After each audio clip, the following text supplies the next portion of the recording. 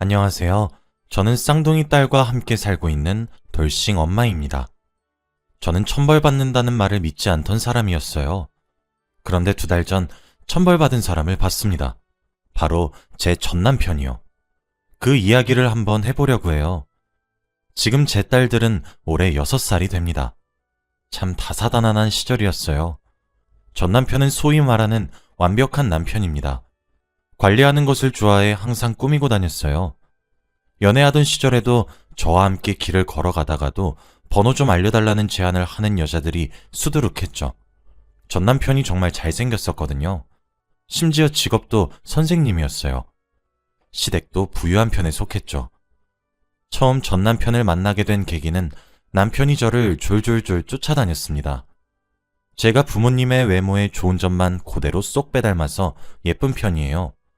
거기다 저 스스로 관리하는 것을 게을리하지 않아 항상 몸무게도 48kg을 유지했고요. 전 남편은 제 조카의 담임 선생이었습니다. 오빠와 새언니의 부탁으로 제가 조카를 데리러 간 적이 한 번 있었는데 그때 제게 번호를 달라고 하더군요. 저도 잘생겼던 전 남편의 외모에 끌려 우리는 만나게 되었습니다. 제 직업도 약사였기 때문에 꿀리지 않는 조건이었어요. 저희 집도 의학에 종사하는 집안이어서 넉넉했거든요. 그는 잘생긴 외모만큼이나 성격도 엄청나게 다정다감했습니다.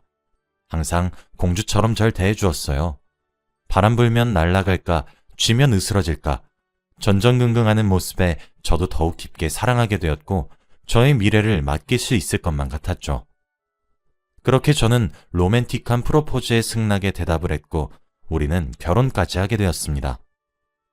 전 남편의 집은 대대로 교육자의 집안이었고 저는 대대로 의학계에 종사했던 집안이었기 때문에 잘난 집안의 자식끼리 잘 만났다며 결혼까지 일사천리로 진행이 되었어요. 주위에서 많은 부러움을 사기도 했죠. 그래서였을까요? 저의 모든 행복 또한 한 번에 와르르 무너졌답니다.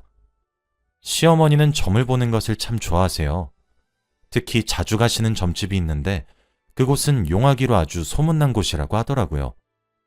인사를 드렸을 때까지만 해도 저를 2팔 벌려 환영해 주셨는데 점을 한번 보고 오시더니 저희 결혼을 반대하시더라고요.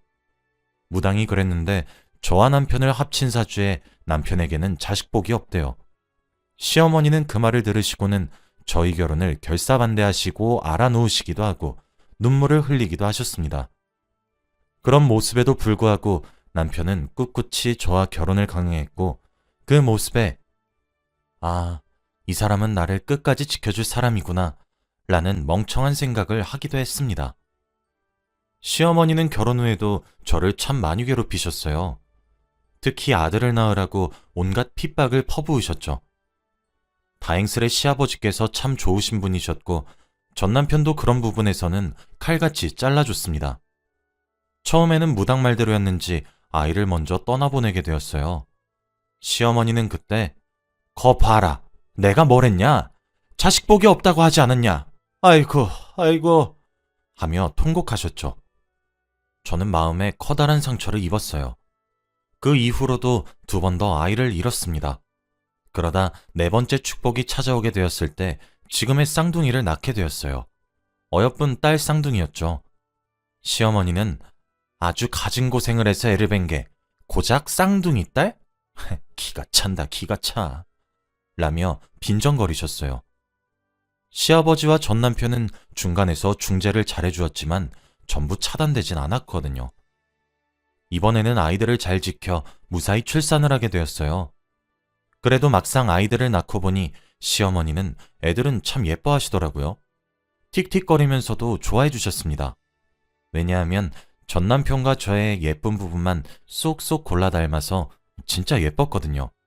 키즈 모델 제의도 들어올 정도였으니까요. 그래도 시어머니는 아들도 하나 낳으라고 압박을 점점 하셨습니다.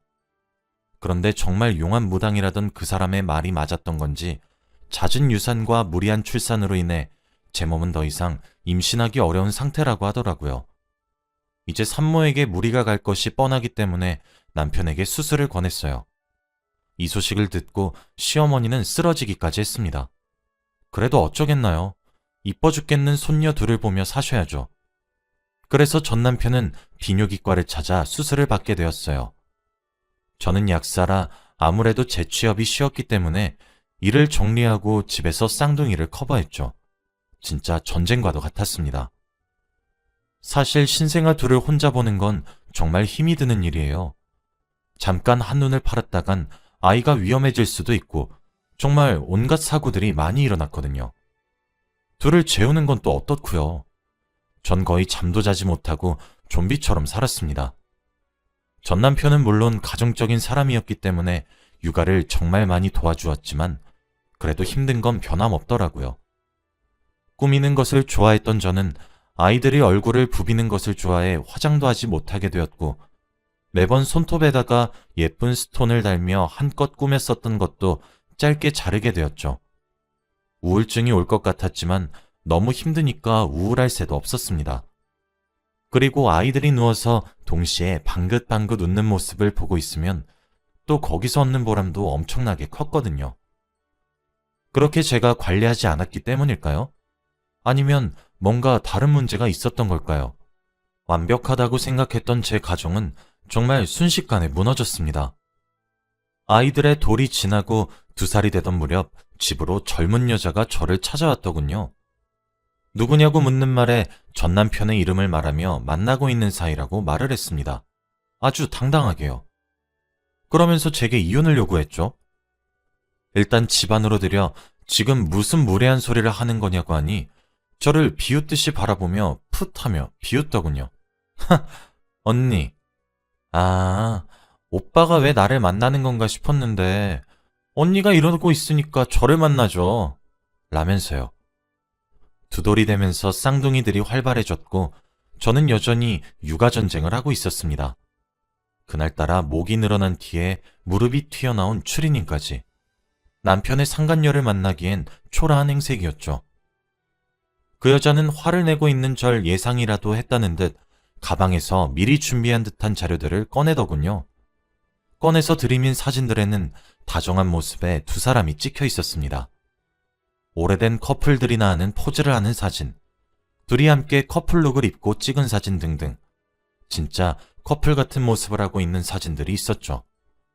그 뒤로 수없이 주고받은 메시지들의 내용도 참 사랑한다는 말로 가득하더군요. 그 여자가 제게 그러더라고요. 언니, 오빠는 언니랑 이혼하고 저랑 살고 싶다 하던데 이제 그만 헤어져 주세요. 라면서요. 그러곤 유유히 집을 나갔습니다. 머리채라도 한번 뽑지 못한 것이 후회가 되네요. 남편에게 퍼부으려고 전화번호를 눌렀다 지웠다 1000번쯤 고민했습니다. 근데 오히려 변명할 시간만 주는 것 같아 퇴근하고 돌아오기를 기다렸어요. 불 꺼진 거실에 홀로 앉아서 말입니다. 효녀인 딸들은 마침 또 잠을 자고 있어서 참 고마웠습니다. 아무런 일도 없이 평소와 다를 바 없이 여보 저 왔어요 라고 들어오는 남편에게 제가 그 여자에게 받았던 사진과 메시지 등등 모든 것을 얼굴을 향해 집어던졌습니다. 남편은 처음에 깜짝 놀라서 왜 그러냐고 물었어요. 직접 주워서 봐 라고 나지막하게 깔린 목소리에 남편은 사진을 주었고 보더군요. 참 사색으로 변하고 있는 남편의 표정을 보니 믿기 싫어도 믿을 수밖에 없었습니다.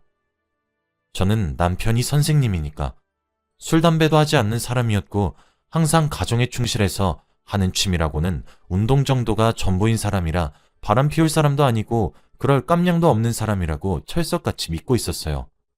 그런데 세상에 그런 배신도 따로 없더라고요. 그 이후 이어지는 남편의 고백에 뭔가 무너지는 것 같은 느낌이었습니다. 언제부터였냐는 제 물음에 남편은 무릎을 꿇고 미안하다고 했어요. 그날 저도 울고 남편도 울었네요.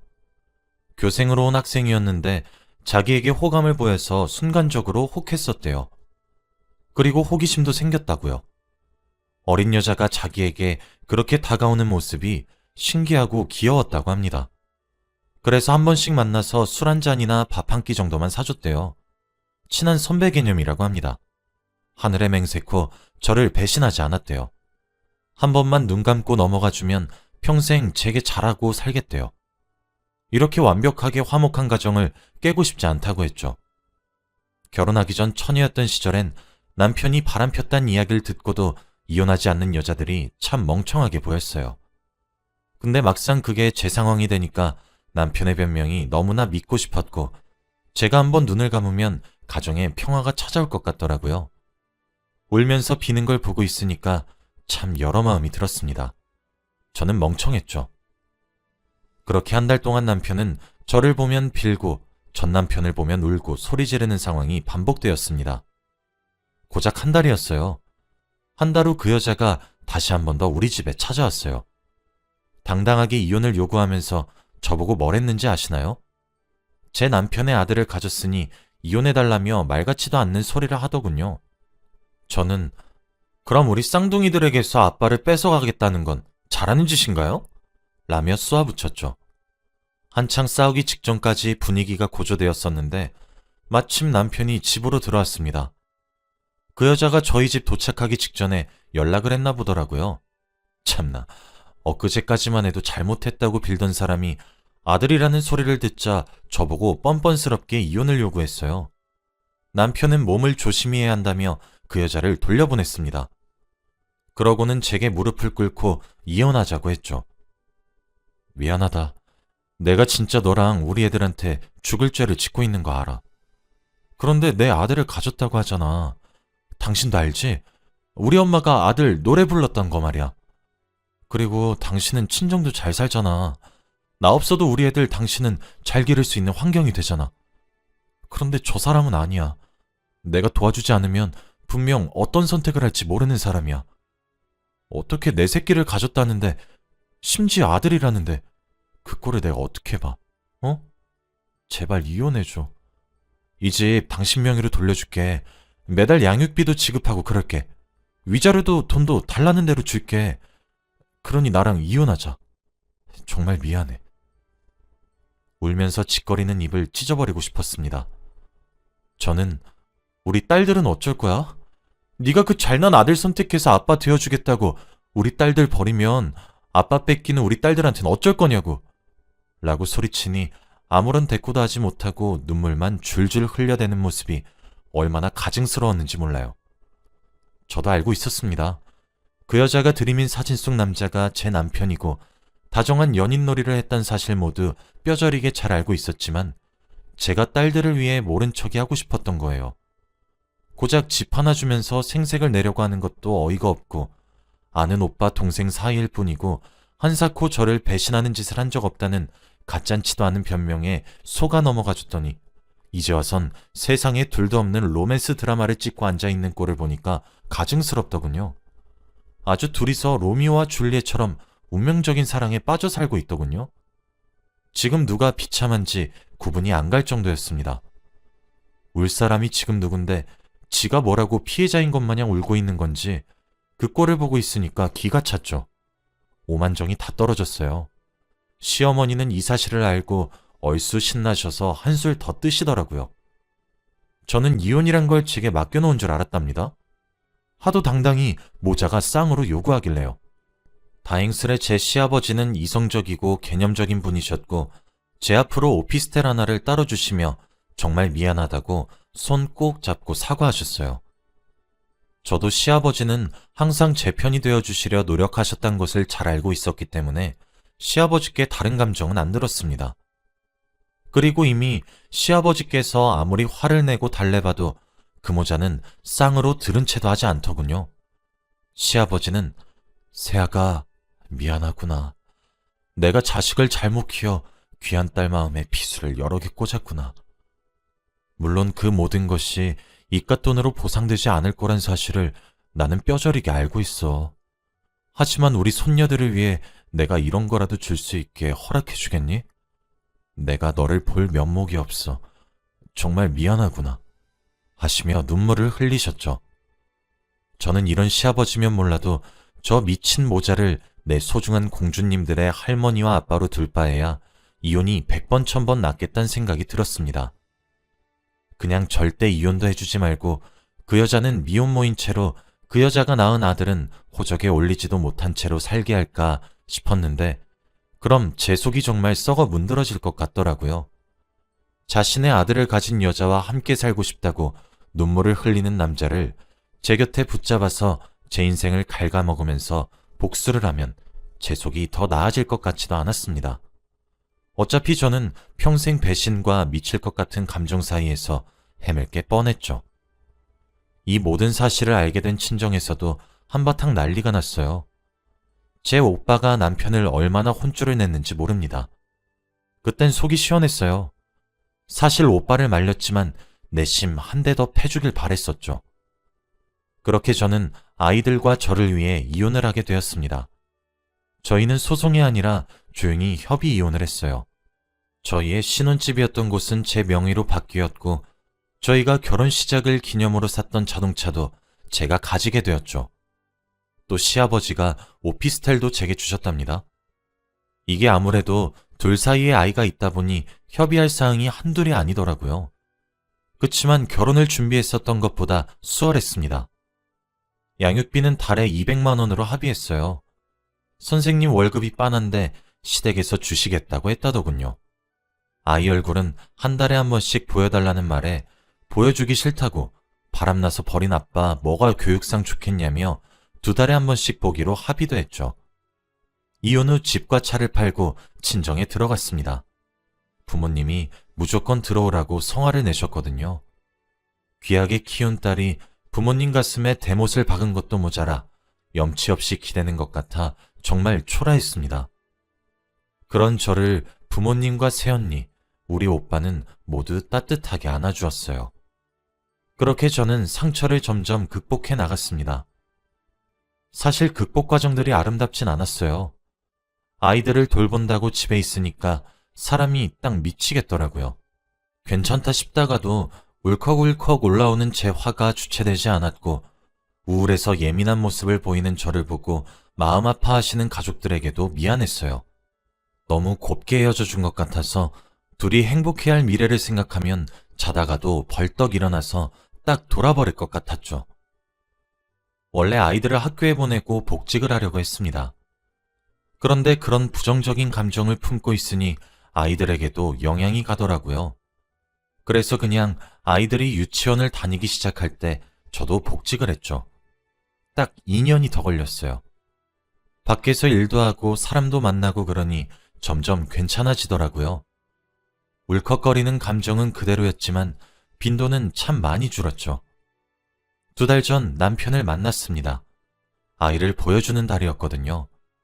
그런데 잠시 시간이 되냐고 할 말이 있다고 저를 붙잡더라고요. 아무래도 이제 조금만 있으면 아이들이 학교에 입학을 하는 나이니까 교육 문제인가 싶어 아이들을 먼저 집으로 올려보내고 근처 조용한 찻집에 갔어요. 그런데 남편이 제게 다시 합칠 마음이 있냐고 하더라고요. 제가 무슨 말 같지도 않은 소리야 라고 쏘아붙이고 자리를 뜨려고 했죠. 그런데 저를 붙잡고 하는 말이 나 지금 사실 이혼 소송하고 있는 중이야. 내가 당신이랑 우리 딸들을 버려서 우리 화목한 가정을 버려서 이렇게 천벌을 받나 보다. 올해 4살인 아들이 점점 커가면서 날 너무 안 닮아가더라. 설마 싶었어. 일단 나랑 내 현재 와이프와의 시작도 정상적인 관계는 아니었으니까. 정말 설마 하는 심정이면서도 아니겠지 했어. 침자검사를 의뢰했거든. 아들도 나랑 같은 혈액형이라서 한치 의심도 안 했어.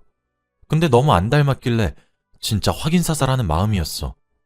친자검사를 의뢰하면서도 죄스럽고 그랬다고. 근데 내 친자가 아닐 확률이 97%가 넘는다더라. 와이프한테 캐물어보니 그 당시에 나랑 어떤 남자를 동시에 만나고 있었대. 아마 나 말고 다른 남자의 아이였는데 둘 중에 한 명이 아빠일 거고 둘 다 혈액형이 A형이라서 찍은 거래. 사다리 게임에서 나랑 다른 남자 이름을 써놓고 하나 찍어서 걸렸던 사람이 그게 바로 나였대. 그래서 지금 이혼 소송을 하고 있어. 늦었지만 이제라도 당신이랑 다시 한번 합치면 안 될까? 나 진짜 천벌을 받고 있는 것 같아. 미안해. 라며 횡설수설거리면서 줄줄 읊어대는데 솔직히 진짜 웃음이 나더라고요. 저는 웃으면서 답해줬어요. 당신 그게 진짜야? 완전 꼴 좋다. 당신 그거 천벌 받는 거 맞아. 네가 했던 선택의 결과 다 받아들여. 당신은 날 기만한 데다가 나를 버리고 핏덩이 같은 우리 딸들도 버렸어. 나 사실 지금 우리 딸들 만나는 것도 굉장히 마음에 안 들어. 너는 우리 가정 파탄내고 남들처럼 멀쩡히 살 수 있을 것 같았어? 정말 뻔뻔해도 어떻게 이렇게까지 뻔뻔하니? 하, 나 사실 정말 괴로웠거든? 이혼 후에 따라오는 시선이랑 아이들의 양육까지. 어떨 땐 부담스러웠어. 내가 이렇게 힘들어하는 와중에도 당신이 행복한 신혼생활을 생각하면 자다가도 피가 거꾸로 솟았다고. 알아? 양심도 없니? 애초에 네가 내 새끼의 온전하고 화목한 가정 뺏어갔으면서 네가 가진 미래가 행복할 거라고 단정지었어? 와, 그거 알아? 진짜 나 기분이 너무 좋아. 축하해. 천벌받게 해달라고 하늘에 대고 그렇게 빌고 빌었는데 정말 신이 있는 것 같아. 라고 퍼붓고 자리에서 일어났습니다. 남편은 절박한 눈빛으로 일어나는 저를 잡았어요. 저는 절 잡아오는 남편의 손을 뿌리치며 이거 놔! 난 애들 문제 아니면 당신이랑 할 얘기 없어. 애들한테도 재결합 바람 넣지 마. 그땐 내가 진짜 무슨 수를 써서라도 복수해버릴 거니까. 알겠어? 라고 했죠. 그러고 돌아서며 한마디 더 쏘아붙였습니다. 그러고 보니까 시어머니가 우리가 결혼하기 직전에 전 보러 갔던 거 기억나? 그때 우리 사주 합쳐보더니 자식 복이 없다며 결혼 반대하셨잖아. 시어머니한테 꼭 전해드려. 그때 어머님 점을 봐주셨던 무당 정말 용하신 분이라고 내가 감탄했다고 말이야. 라고요. 저는 정말 키득거리면서 집으로 돌아갔습니다. 제가 이렇게 남의 불행을 가지고 행복해할 수 있다는 사실이 참 씁쓸했어요. 세상엔 정말 신이 존재하는 것 같네요. 제 가슴에 구멍을 뚫어놓고 제 부모님 눈에 피눈물을 흘리게 했던 놈이 인생이 풍비박산이 났으니까요. 아직은 저도 아이들을 키우기 위한 천사 같은 인성을 가지고 있진 않나 봅니다. 이젠 정말 몇 년 전에 이혼을 해야 했었던 상처를 전부 훌훌 털어낼 수 있을 것 같아요. 제 사연을 읽어주셔서 감사드립니다. 제 이야기를 읽으신 분들은 저 좀 응원해주세요. 우리 공주님들에게 멋진 엄마가 될 수 있다고 응원 부탁드려요. 오늘도 신께 감사를 드리며 글을 마무리하겠습니다. 오늘 하루도 행복한 하루 되시길 바랍니다. 감사합니다.